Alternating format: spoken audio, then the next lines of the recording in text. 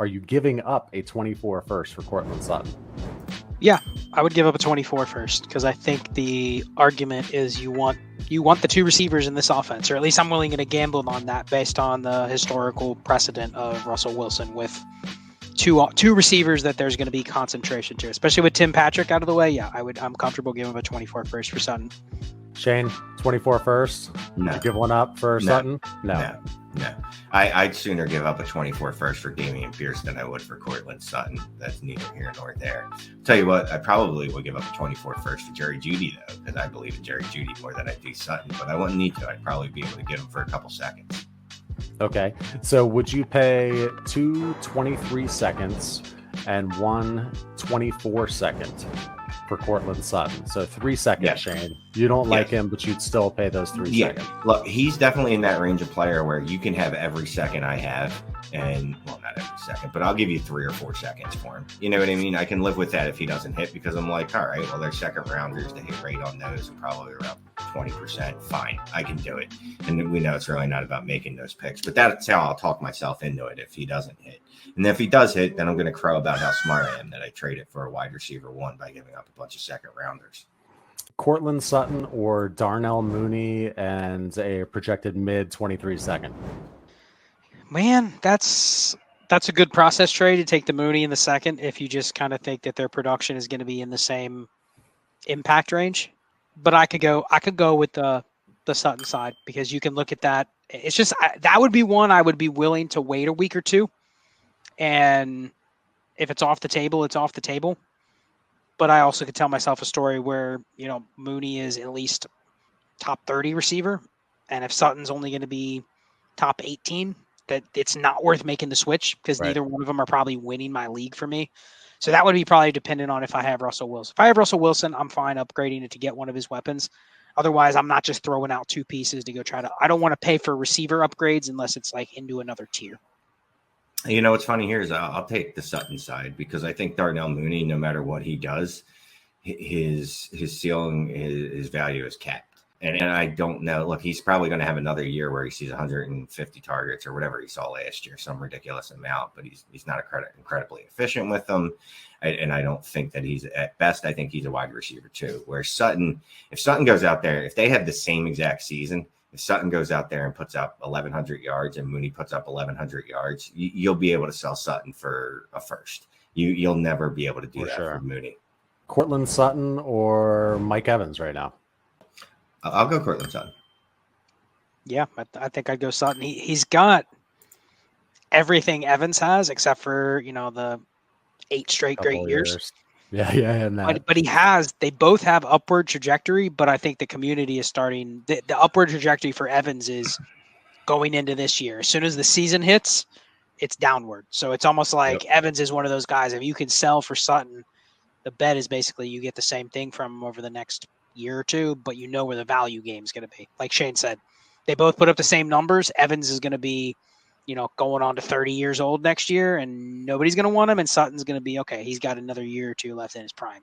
Positional pivot. Would you rather have Courtland Sutton and insert warm body running back or Josh Jacobs? Courtland Sutton. Sutton.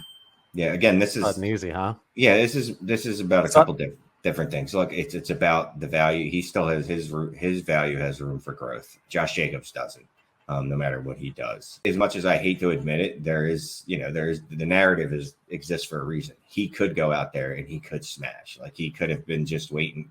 Like Russell Wilson could have been the skeleton key to his upside, and all of a sudden he goes out there and smashes. So it's definitely in the range of possibilities.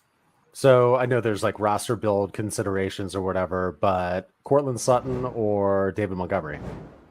David Montgomery. Sutton. I think the same argument for Montgomery is what it is for Jacobs. And if you really think about it, the old me would have said, "Oh, give me the running back."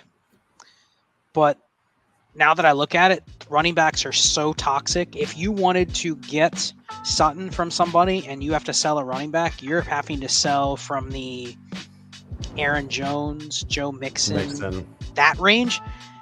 And that's when you're going like, man, I'm giving up a guy that could be a top 12 or better running back, which we know if you hit on a top 10 or better running back, top 8 or better running back, that's going to be more impactful than a wide receiver 15. So if someone says, you need to give me Dalvin Cook or Joe Mixon or Alvin Kamara or Aaron Jones, I'm sitting there going like, man, my roster construction probably says I want to try to get a wide receiver in a different way. But if I have a locked in RB15, like David Montgomery or Ezekiel Elliott, like I don't know if that gets Sutton. That doesn't get a lot of these receivers people are known in good offenses. So it's tough to trade positional pivot there.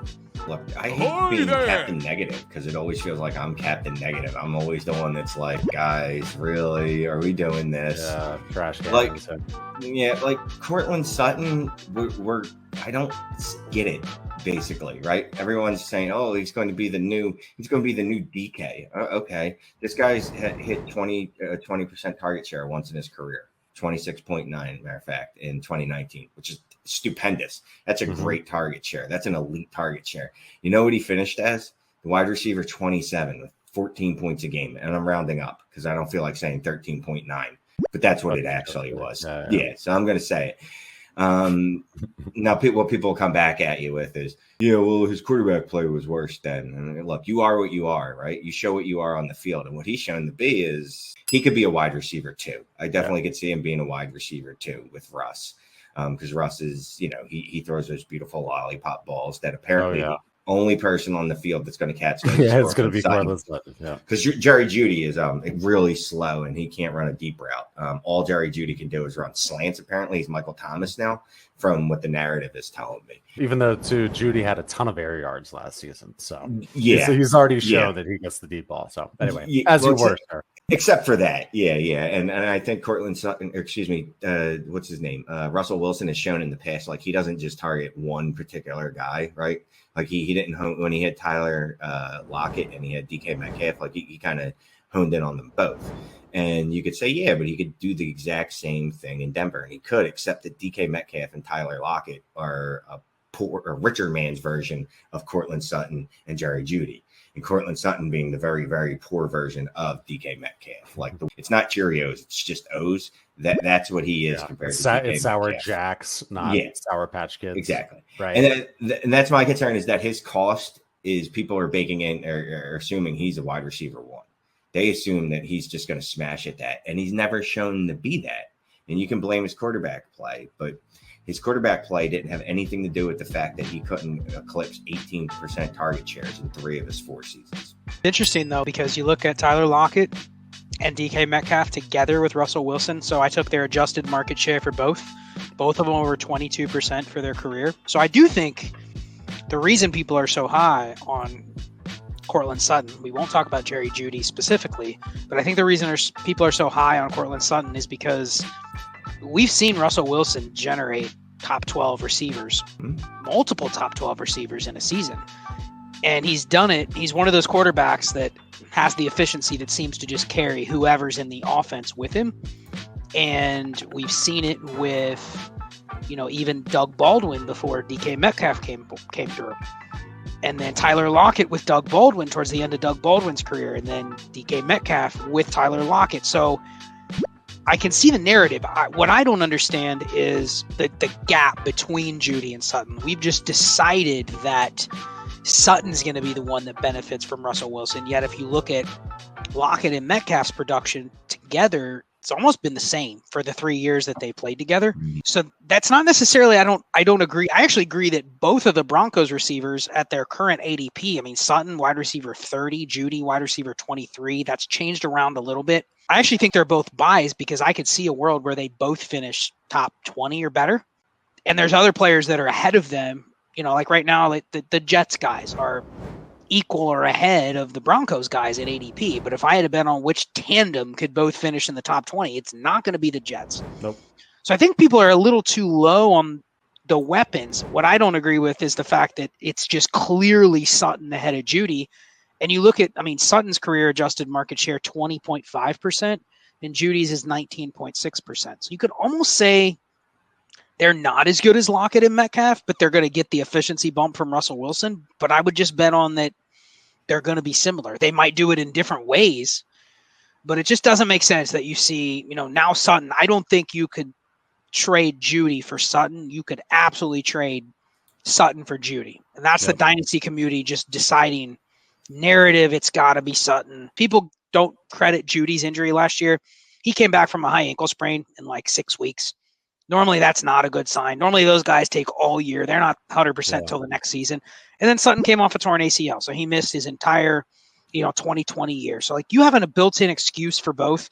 The gap between them doesn't make sense, and it feels like it's just widening by the day, which kind of makes me just want to pivot off of Sutton and go buy Jeudy, and I can get a plus, or I can switch around and equalize my shares, or at least want to sell Sutton more because the market on him is like, yeah, he's a top 15 receiver. And I'm like, well, if he is, then I would bet on Jeudy being the same.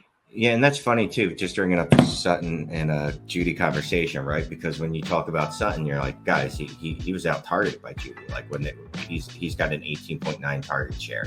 Jeudy had 19.9 last year. And everybody's immediate response is, well, Sutton was coming back from a severe injury. And you're like, guys, do you remember like in week 3 when we thought Jerry Jeudy was done for the season and then came back and played, just like you said? I think it was week 1. It was like the first half. He had 7 targets and then he was out the rest of the game. It was like, let's go. Yeah. I knew it was early and we were like, I just remember seeing it and we went, oh, he's done for the year. And the fact that he came back and played, but he gets like when you hear the narrative, like that's why narrative is just a silly thing because you choose it when you want to believe it, and no one gives him that narrative. But they all give Courtland Sutton, oh, he was coming back from a major injury.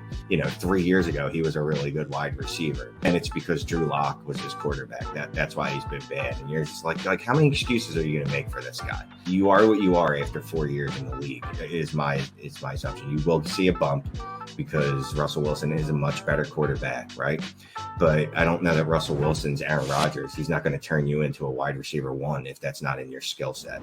Well, and the last thing is, the Dynasty community usually likes the younger guy, and Courtland Sutton's 3.5 years older than Jerry Jeudy. Yeah, very old. So it's not like you're talking about a 25 and a 23-year-old here. You're talking about Sutton is about to turn 27 right when the season starts, and Jeudy isn't 24 yet.